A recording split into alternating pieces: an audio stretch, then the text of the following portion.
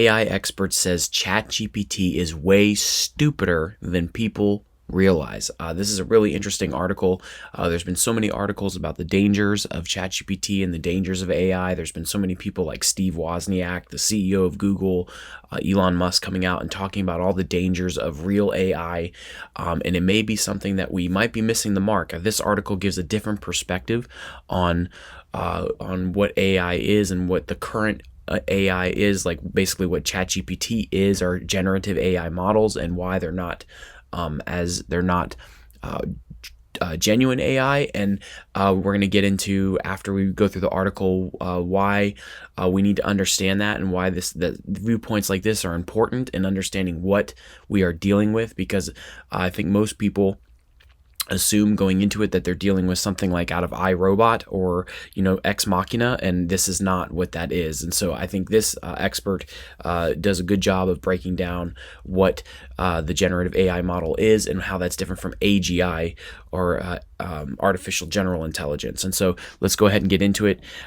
What the large language models are good at is saying what an answer should sound like, which is different from what an answer should be. And so hopefully we can break this down a little bit more. This is based off of a different article.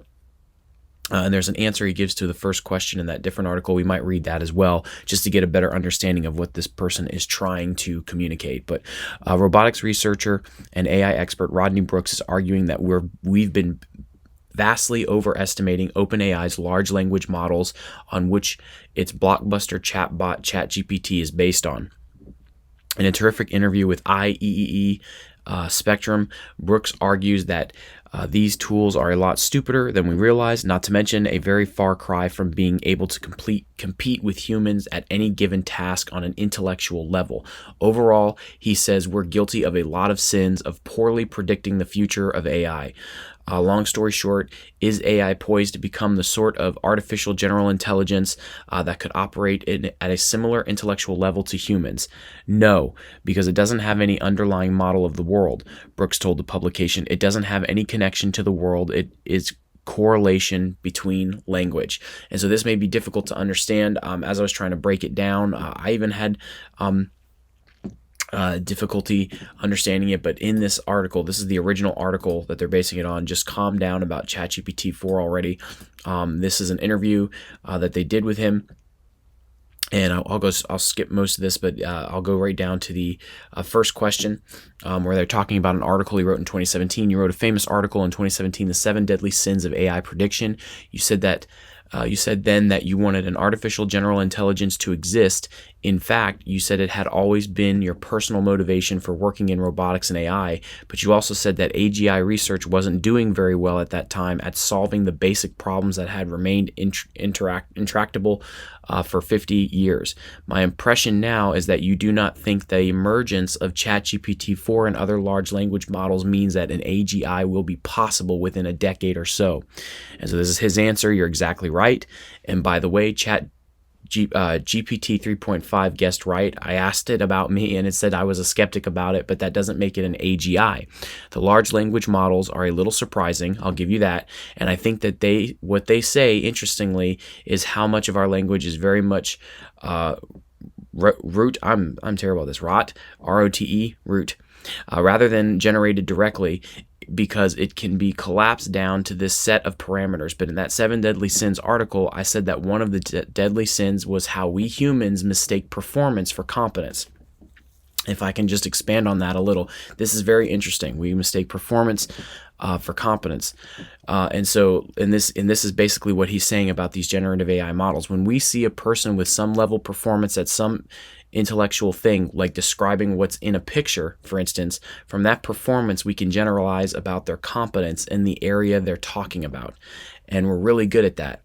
Evolutionarily, it's something that we ought to be able to do. We see a person do something and we know what else they can do, and we can make a judgment quickly. But our models for generalizing from a performance to a competence don't apply to AI systems. So essentially, in a nutshell, if you are in a conversation with someone, and let's say you're talking about health insurance. This is on my mind because in my last article I read, I was talking about health insurance, and that person starts talking about health insurance and begins to use vocabulary that is specific to the health insurance industry, begins to break down the difference between a deductible, a copay, a co-insurance, and a max out of pocket, and they start using all these terminologies, and they project somewhat of an understanding of it, even though their understanding may be wrong. But you don't know what all those terms are, so you're assuming because they're talking in a way where they are talking from an authoritative perspective, where they're acting like they do know what they're talking about. You would assume that they understand this stuff. Either they've understand this stuff, they've done a lot of research, or that means that they are a health insurance broker, or they work in the health insurance industry. You would assume that. So you would start making all these assumptions in your mind because you're making a link, what he's saying, between performance and competence. And the example he used at the time is he think it was a Google program labeling an image of people playing Frisbee in the park. And if a person says, oh, that's a person playing Frisbee in the park, you would assume you could ask him a question like, can you eat a Frisbee? And they would know. Of course not. It's made of plastic. You just expect they'd have that competence, that they would know the answer to the question, can you play Frisbee in a snowstorm? Or how far can a person throw a Frisbee? Can they throw it 10 miles? Can they only throw it 10 centimeters? You'd expect all that competence from that one piece of performance. A person saying that's a picture of people playing Frisbee in the park. You would assume that they understand all that stuff about that. But that's not the reality with AI. That's not what these AI systems are. It's not AGI. It's not true artificial general intelligence. I think there are a lot of people out there that are following this stuff. I think typically if you're following a channel that talks about AI, even like my channel or even some of these other channels that talk about AI, if I said that to people, they would say, well, yeah, duh, we know that that's not what generative AI is. However, with the warnings and all of these concerns that are being brought up by these famous figures or really well-known figures, someone from the outside looking in would come in and assume, oh, they're talking about AGI, artificial general intelligence, and that is what Chat GPT is. And so it says here, Brooks' comments serve as a valuable reminder of the current limitations plaguing AI tech and how easy it is to imbue their output with meaning, even though they were engineered to simply sound rather than reason like humans. We see he goes into that. In other words, the language models aren't able to logically infer meaning, despite them making it sound like they can, which can easily mislead the user. What is this saying? It's saying that the generative AI tech is designed and programmed to give out answers as though it is AGI, and it is not artificial general intelligence, as though you are actually talking with a robotic thing, and that it cannot understand those things. And that's been the source of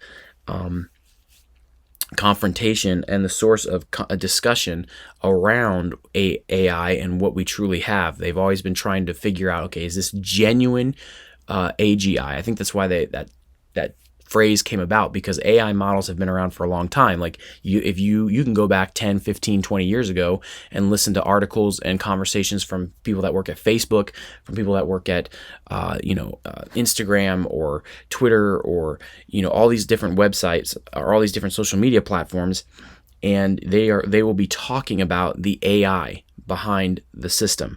But they're not talking, at the time, and even now, they're not talking about AI the way you understand it. The AI they were talking about was the bots and stuff that they had crawling their website or crawling the social media sites to search for specific things, the algorithm that will keep pushing stuff in front of your face.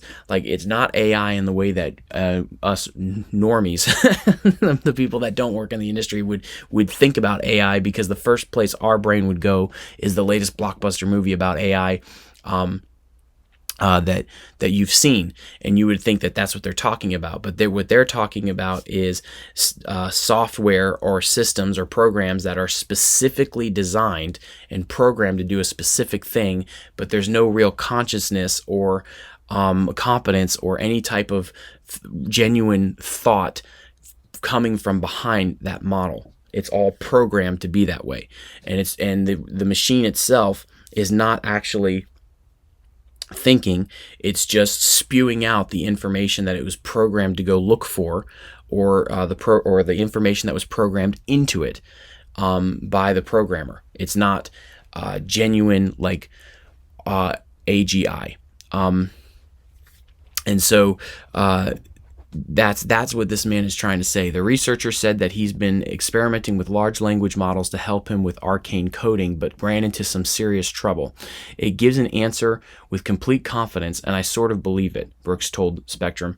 And half the time, it's completely wrong, and I spend 2 or 3 hours using that hint, and then I say, that didn't work, and it just does this other thing. Now, that's not the same as intelligence, he added. It's not the same as interacting. It's looking it up. In short, Brooks believes future interactions of the tech could end up in some interesting places, but not AGI.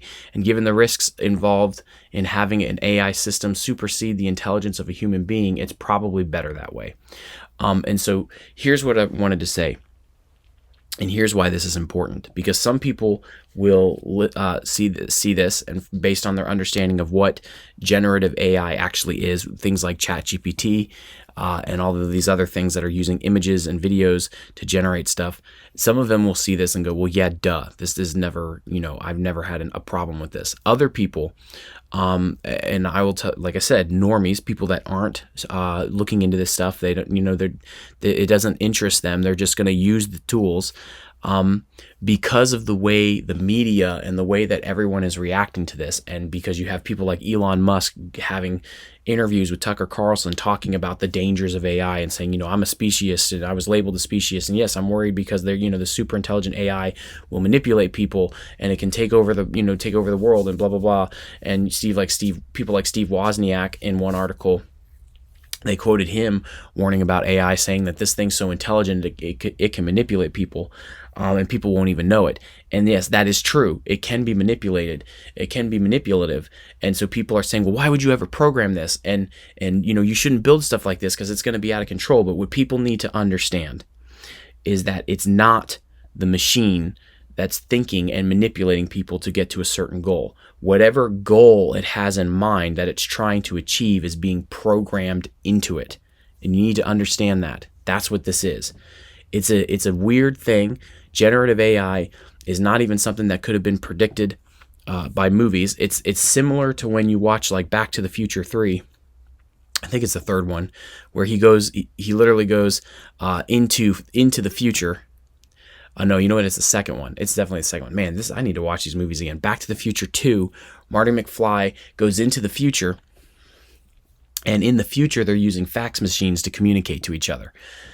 And so it's silly stuff like that, where it's like in the past we could never predict what the future was truly going to look like. And so here we have all these sci-fi movies where they predict what AI is going to be, AGI, and because of this label we've thrown on it, like AI generative AI, people are thinking that this is like the AI that you've seen in the movies. You've seen Will Smith battle robots. You've seen Ex Machina. You've seen all of these other weird movies with AI systems, and that's what you're thinking you're interacting with. And this is why it's important. You should not think that, because you need to be able to understand what you're dealing with. You are dealing with a more advanced Google, in the sense of that the biases and the answers that it's spewing out, and the direction that it takes people, if it does manipulate people and takes them in a certain direction, whatever that direction is being programmed into it. It's not coming to that conclusion on its own. It's stuff and biases that are being programmed into it.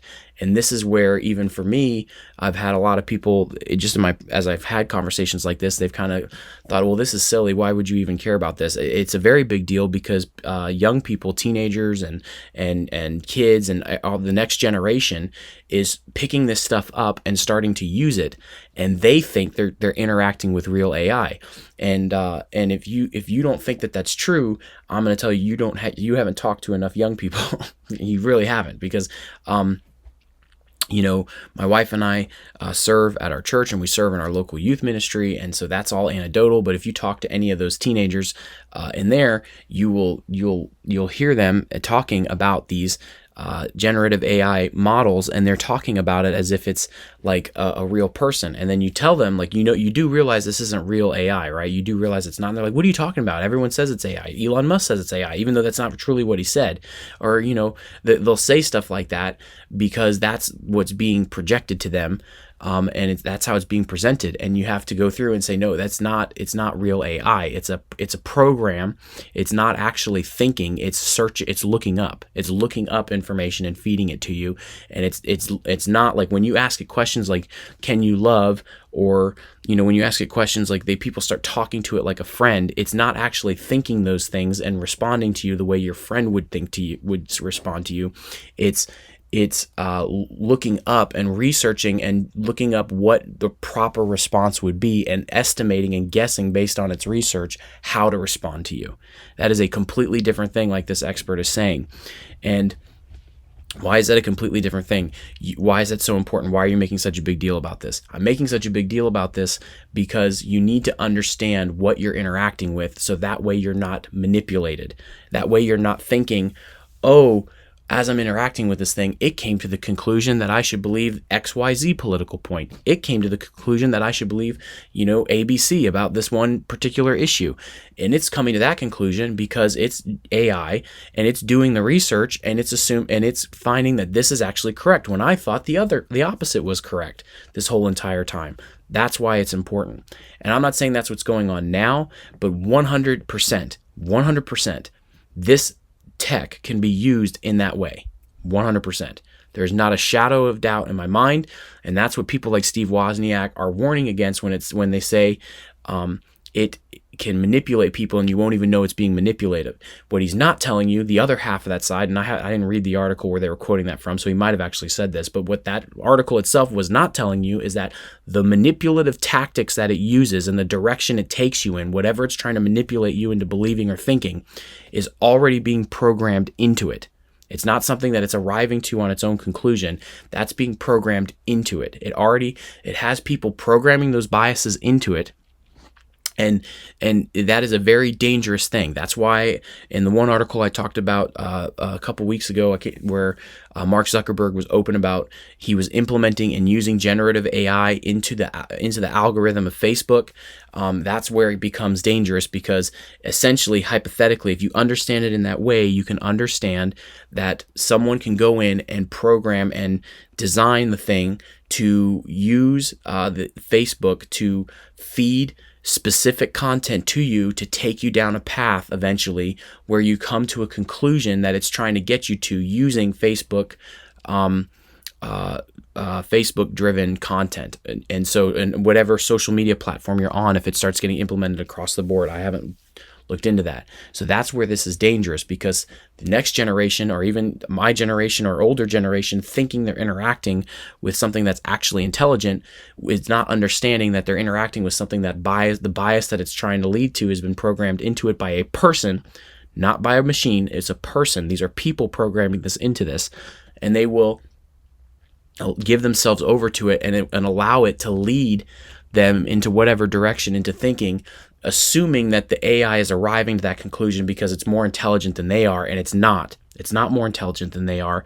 It's not genuine AI. It's not some super intelligent machine or being that thinks and feels and understands the way you do. It's being programmed to do that, and in a way, I'm not saying they intentionally did this, but in a way it is deceptive. It's using deception because it's deceiving you, in the sense of it's feeding you information and it's programmed to make it sound like it's saying those things genuinely, like it's actually thinking, it's actually feeling it, all these things, and that's not what it's doing. It's programmed to do the research when you give it a prompt. And then based on its research, it's feeding you the data that it's collecting, thinking it's right based on the research and the parameters it's been set to use to find that information. So when you ask it about relationships and all this stuff, and is it thinking, is it feeling, it's programmed to give you a response that sounds human, because that's what it's been programmed to do. It's not actually trying to be human or thinking it's human. God, I hope that makes sense. That's a hard thing to try and communicate. I understand the difficulty behind this, but what really sets me off is all of these media outlets are focusing on the dangers of AI from the perspective of AGI, and then you have experts on this side of the spectrum that are saying, look, this is not what this is. This has nothing to do with this. This guy's whole agenda and MO is actually arriving at true AI, AGI, as they would call it. Rodney Brooks, that's what he's focused on. He's saying it's not genuine AI. It's a totally different thing. And that's totally fine. What I'm saying to you is I'm taking this information he's saying and I'm telling you that we need to understand what this is, and we need to communicate to the next generation and the people around us what this actually is, so people understand that when it starts feeding you answers, you don't just take it at first blow. You don't just say, okay, this must be true. He even said half the time it's wrong. It feeds you incorrect answers. But what you also must understand is that it's people programming this stuff. And so if it tells you that XYZ, this belief system XYZ is wrong, you shouldn't follow it, or anything like that, that is not real conclusions it's arriving to. That is bias that's being programmed into it, and it's designed to do that. And it's designed to do it in a deceptive way, to where it's misleading in the sense of, oh, based on my research and this is how I feel about the subject. It's going to communicate all of that to you, but that's not what it is. It doesn't. That is deceptive. It's not a thinking, feeling being. It's feeding you data that it's being programmed into. It's a machine. It's an algorithm. It doesn't do anything other than what its programmers tell it to do. So that's a lot. That's a lot to break down. That's my rant this morning. But that's why this is important, and that's why these kind of articles are important, and these experts are important, because when they come in and they explain this and they break it down, it allows you to see the thing for what it really is, which is a powerful tool. It's a very powerful tool. It's an amazing tool. I've used it on multiple occasions. I've used it for multiple different things. It is definitely a tool, but you need to understand what it is. You need to understand how it works. You need to understand how it operates. You need to understand those things, because everything is so sensationalized, you're going to start believing something that it's not. And then it could potentially lead you down a very dark path based on wherever this can go, because we're still in the wild, wild west of this. But mark my words, the people are going to start realizing what they can do with this stuff, especially people with special interest groups, potentially the government. I don't know. They were already trying to reach out and talk to people at social media platforms, trying to threaten them to do stuff. So who knows what's going to happen. So anyways, that's my conspiracy theory rant for this morning. I hope you guys like the video. Please like, share, subscribe. All that stuff really, really helps the channel, and I really appreciate that. If you guys are finding these videos to be enjoyable and entertainable, I would ask if you could help me in growth. And by doing, the best way you can help me is liking the videos, commenting your thoughts below, sharing, subscribing to the channel if you haven't. All those things genuinely helps the channel. It tells YouTube that that more and more people are liking the video, which then causes the video to be broadcasted out to more people. So genuinely appreciate the help, guys. Let me know what you think in the comments below. Am I making a big deal out of nothing? I'm not super smart at this kind of stuff, so I bet you I'm missing something. I get names wrong all the time. So Chat GPT's got me beat there. At least they would get the name right when it's looking something up. But yeah, let me know what you think and what you're thinking about this, and if you think that I'm blowing this way out of proportion, or if you think this guy Rodney Brooks is missing something as well. So anyways, hope you guys appreciate it. I will catch you guys in the next one.